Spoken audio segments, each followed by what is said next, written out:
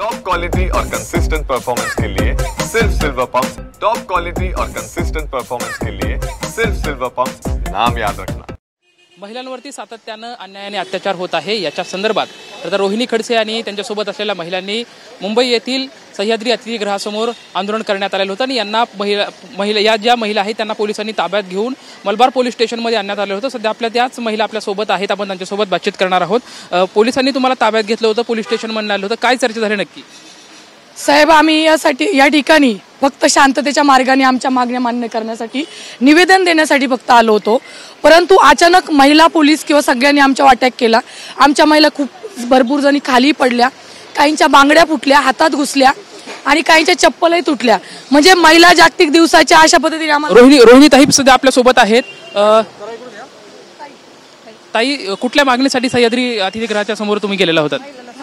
आम्ही महिलांना आज जे महाराष्ट्रामध्ये अत्याचाराच्या घटना वाढलेल्या आहेत त्या संदर्भामध्ये चर्चा करण्यासाठी मुख्यमंत्री महोदयांची निवेदन देण्यासाठी आम्ही तिथे गेलेलो। आमची अपेक्षा होती की आज महिला दिन आहे, जिथे जागोजागी महिलांचे सत्कार करण्याचा कार्यक्रम चाललेत, अशा वेळेस महिला सुरक्षितता हा सगळ्यात महत्त्वाचा मुद्दा।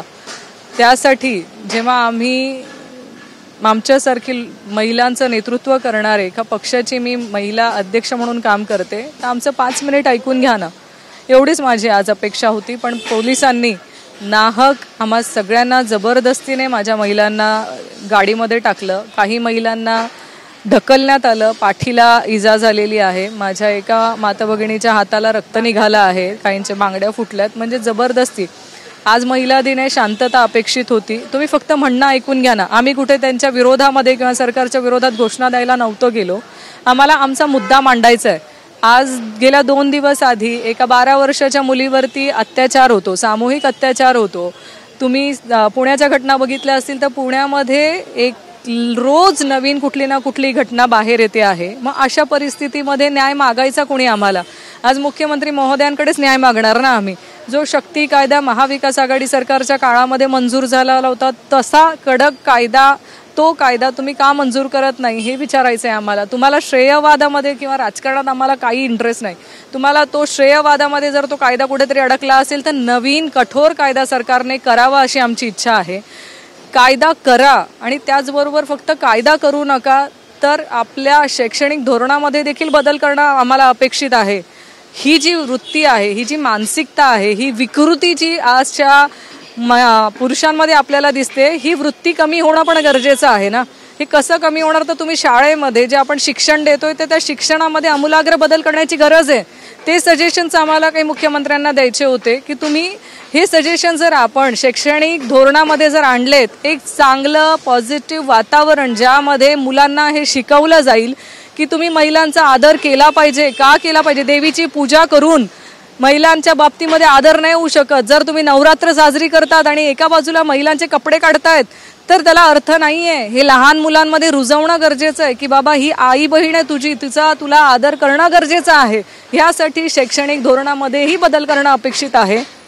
माझ्या मुलींना स्वरक्षणाचे धडे देणं गरजेचे आहे, जे शाळेतून तुम्ही देऊ शकतात। आज अबला जे आपण म्हणतोय त्यांना सबला करा ना, त्यांना सबला कशा करू शकतात? त्यांना तुम्ही स्वरक्षणाचे धडे द्या, त्याच्यासाठी काहीतरी शाळेमध्ये तुम्ही त्या तऱ्हेचं लेक्चर द्या, ती व्यवस्था तुम्ही करा, जेणेकरून जर अशी परिस्थिती महिलांवरती आली, माझ्या मुलींवरती आली तर त्या स्वतःचं संरक्षण स्वतः करू शकतील। ह्या चांगल्या गोष्टी आम्ही चर्चेला गेलो होतो। आम्हाला तिथे आम्ही कुठल्याही सरकारचं काही निषेध करायला गेलो नव्हतो। आमचं म्हणणं आहे ज्या चांगल्या गोष्टी आहेत ज्या आम्हाला तुमच्यापर्यंत पोहोचवायच्या आहेत, कदाचित आमच्या ह्या काही गोष्टींमधून जर चांगला कायदा निर्माण होऊ शकला किंवा येत्या काही काळामधले जर महिला अत्याचाराच्या घटना कमी होऊ शकल्यात तर आम्ही तयार आहोत ना डिस्कशनला, आम्ही चर्चा करायला तयार आहोत। माझी विनंती आहे, तुमच्याही माध्यमातून माझी विनंती आहे की मुख्यमंत्री महोदयांनी आम्ही विरोधी पक्षात ज्या महिला काम करतो आहे आम्हाला विश्वासात घ्या ना, आम्ही तयार आहे। ह्याच्यात आम्हाला राजकारण नाही करायचं। महिलांची सुरक्षितता ही सगळ्यात महत्त्वाची आजच्या दिवशी आहे ना, आम्हाला बोलवा ना, आम्ही तयार आहोत, चर्चा करूयात, मार्ग काढूयात। तुम्ही म्हणाल तिथे आम्ही, तुम्ही म्हणाल तेवढा वेळ द्यायला तयार आहे महिलांच्या सुरक्षिततेसाठी। इथे राजकारणाचा विषय नाही, पण माझ्या महाराष्ट्रातल्या माता भगिनींचा सुरक्षिततेचा हा विषय आहे आणि ह्यासाठी मुख्यमंत्री महोदयांनी आम्हाला वेळ द्यावी एवढी आमची अपेक्षा आहे। पण पोलिसांकडून कुठेतरी गळचेपी केली जाते का? तुम्हाला पकडून इथं आणल्याच्या नंतर काय पोलीस अधिकाऱ्यांसोबत तुमची चर्चा झाली नाही? जर तुम्ही आज आम्हाला ज्या पद्धतीने इथे पोलीस यंत्रणा घेऊन आली तर बघितलं ना, माझी एक माता भगिनी पडली, तिच्या कमरेला लागलंय, माझ्या एका महिलेच्या अंगाला लागलंय, खरचटलंय पूर्ण, तिचं बांगडी तिच्या हातामध्ये शिरली आहे, तिचं रक्त निघतंय. या सगळ्या पद्धत असते ना, एका पद्धतीमध्ये जेव्हा आम्ही शांततेत तुमच्या वेळ मागायला आलोय, शांततेमध्ये आम्ही उभं आहे, तिथे आम्ही घोषणा विरोधात दिलेली नाही, मग तुम्ही शांततेमध्ये आम्हाला इथपर्यंत घेऊन येऊ शकत होता ना. तुम्हाला जर असं वाटतंय की ह्या एरियामध्ये तुम्ही आंदोलन करू शकत नाही, असं नाही तसं नाही, तुम्हाला काय वाटायचं ते, पण आम्हाला व्यवस्थित घ्या आणा. तसंही तुम्ही महिलांवरती कसं वागतायत, म्हणजे आज महिला दिनाच्या दिवशी तुम्ही महिलांना ज्या तऱ्हेने आम्हाला ओढून ताडून तुम्ही घेऊन आलात, ही पद्धत नाही ना. शांततेमध्ये तुम्ही आम्हाला घेऊन येऊ शकत होता ना. आता नक्की काय पोलीस स्टेशनमध्ये चर्चा झाली आणि पुढची भूमिका काय असणार आहे तुमची? पोलीस स्टेशनमध्ये काही चर्चा झाली नाही. त्यांचं एवढंच म्हणणं आहे की आता तुम्ही इथून निघा. ते आमच्या मागे कदाचित गाड्या पाठवून आम्हाला पाठवायचा त्यांचा प्रयत्न दिसतोय. त्यांना एवढंच आहे की तुम्ही आज मुख्यमंत्री महोदयांना भेटू शकत नाहीत. मला असं वाटतं शोकांतिका आहे की आज महाराष्ट्रामध्ये जिथे महिला दिन साजरा केला जातोय आणि तुम्ही आम्हाला आजच्या दिवशी भेट नाकारणं मला योग्य वाटत नाही. ऐकून घेतलं असतं तर आनंद वाटला असता.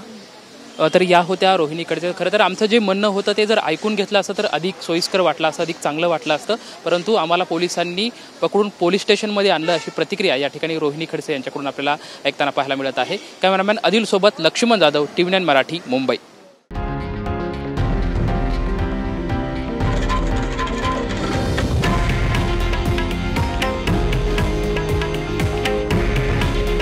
हे आहे देशातील नंबर 1 न्यूज नेटवर्क आणि आपण पाहत आहात TV9 मराठी. काळजी तुमची, हित महाराष्ट्राचं.